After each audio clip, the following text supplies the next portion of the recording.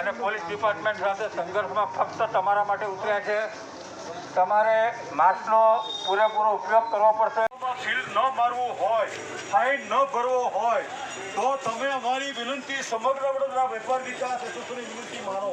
બધા જ માસ્ક પહેરી કોરોનાથી બચવા માટે માસ્ક પહેરવું જરૂરી છે। બધા વેપારી વર્ગને અમારા તરફથી વિનંતી છે પોતાના કસ્ટમર્સને સમજાવે કે માસ્ક બહુ જ અનિવાર્ય છે। નાના બાબી પહેરે, નાકની નીચે પણ નહીં, પૂરો માસ્ક પહેરે, ડિસ્ટન્સ સાચવે, કારણ કે વાઘ બહુ વધી ગયો છે, દરરોજના કેસ ખૂબ વધે છે અને લોકો દરરોજના ખૂબ સમજાવીએ કે પોલાઇટલી માસ્ક કેમ ફરજિયાત છે। માસ્ક આપણે દંડથી બચવા માટે નહીં પણ કોરોનાના દંડથી પણ આપણે બધા બચીએ। મહેરબાની કરીને દરેક વેપારીઓને વિનંતી છે કે માસ્કનો પૂરેપૂરો ઉપયોગ રાખજો। બિલકુલ આપણા જે ગ્રાહક મિત્રો આવે છે એ લોકોને માસ્ક પહેરવાનો આગ્રહ કરાય। કોઈના સાથે અભદ્ર વ્યવહાર ના કરો, પોલાઇટલી કસ્ટમરને સમજાવો। જે લોકો ટોળા વળીને આવે છે એમને રિસ્ટ્રિક્ટ કરો। આપણે બચાવવાની છે, આપણે મરવાનું નથી, આપણે જીવવાનું છે। તમારો પૂરો સપોર્ટ જોઈશે, દરેક વેપારીનો, દરેક પ્રજાજનોનો પૂરો સપોર્ટ જોઈશે। તો તમને ફાઇન નહીં કરે, પણ તમારી દુકાનમાં જો ગ્રાહક આવે તો તમારી એક નમ્ર વિનંતી કે થોડા માસ્ક દુકાનમાં રાખો, થોડા માસ્ક રાખો અને વિનંતી કરો એમને। બધાને નમ્ર વિનંતી, વેપારીઓને નમ્ર વિનંતી, અમે લોકો સમગ્ર વડોદરા વેપાર વિકાસ એસોસિએશનમાં તમારા માટે જ બહાર નીકળ્યા છે, કારણ કે જો તમે આ ધ્યાન નહીં આપો। બિલકુલ સાચી વાત છે। હજુ પણ ઘણા બધા વેપારીઓ અને ઘણા બધા ગ્રાહકો આજે મહામારી આખા વિશ્વની અંદર ફેલાઈ છે, જેમાંથી આપણે પણ આપણું શહેર પણ અછૂતું નથી રહ્યું, જેને કારણે વારંવાર સરકારે, તંત્રે, જવાબદાર વ્યક્તિઓએ વારંવાર એ લોકોને સમજાવવા માટે નીકળવું પડે છે।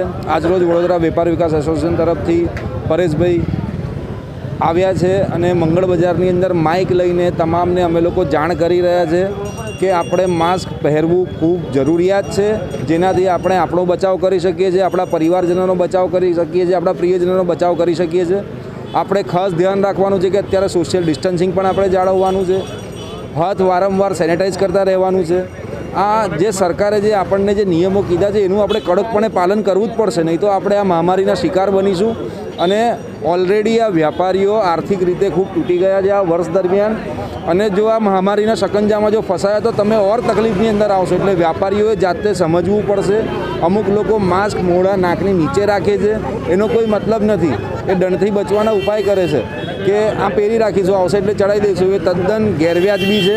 તમારે કમ્પલસરી માસ્ક પહેરવાનું છે।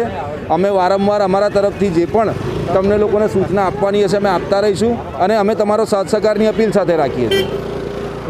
કેવી રીતના પેટ્રોલિંગ કરીને લોકોને અવેરનેસ માટે તમે માઇક લઈને નીકળ્યા, શું કહેશો ખાસું? અમે લોકો આજે માઇક લઈને પ્રથમવાર નીકળ્યા છે, પણ ગયા સોમવારથી અમારા વેપાર વિકાસ એસોસિએશનની એક ટીમ આખા વડોદરામાં જે સિટી એરિયા છે ત્યાં અમે સ્કૂટર પર નીકળીને વેપારીઓને સમજાવીએ છીએ। ખાસ દરેક વેપારીઓને તમારા માધ્યમથી વિનંતી કે માસ્કને પૂરેપૂરો ઉપયોગ રાખજો, નાકની ઉપર માસ્ક પહેરજો। સરકારનો કાયદો છે, જે નિયમ બનાવેલો છે, જે નોટિફિકેશન બનાવેલું છે એનું આપણે પૂરેપૂરું પાલન કરવાનું। હા, તમને કોઈ ખોટી કનડગત થાય તો સમગ્ર વડોદરા વેપાર વિકાસ એસોસિએશન સતત તમારી જોડે છે, પણ વડોદરાની પ્રજાએ પણ સંભાળવાનું છે। મંગલ બજાર અને નવા બજાર ખૂબ ગીચ એરિયા છે, માંડવી એરિયા ખૂબ ગીચ એરિયા છે, માટે મહેરબાની કરીને તમે સવારે અને બપોરે ખરીદી કરવા આવો અને ટોળામાં ના આવો। અમારો વેપાર પણ થાય અને આપણા બધાનું સ્વાસ્થ્ય પણ સચવાય, એ જોવાનું બહુ જરૂરી છે। આભાર। એવી કોઈ કમ્પ્લેન આવી છે કે જેના લીધે તમે કહો તો અને લોકો નહીં માની રહ્યા? આ બધું કમ્પલસરી નથી। હજુ આપણે પહેલાં બીજા ધોરણમાં ભણતા હોય એ રીતના અમે બધા વિદ્યાર્થીઓ છે, જેમ જેમ લોકોને સમજ પડે છે, અવેરનેસ આવે છે, એમ અમે લોકોને જાગૃત કરતા જઈએ છીએ। માટે ફરિયાદો તો એવી આવે છે કે 1000 રૂપિયાના જે દંડ લીધા, અમે આવી રીતના માસ્ક નહોતું પહેર્યું, પણ હવે એ બધી ગેરવ્યાજબી વાતો છે। જે વેપારીઓ માસ્ક ના પહેર્યું એને પેનલ્ટી થાય છે। હા, કોઈ ખોટી કનડગત સરકારી અધિકારી કે પોલીસવાળા કરતા હશે તો અમને જરૂરથી જાણ કરશો, તો અમે ઉચ્ચ અધિકારીને અમે ઇન્ફોર્મ કરીશું। આભાર।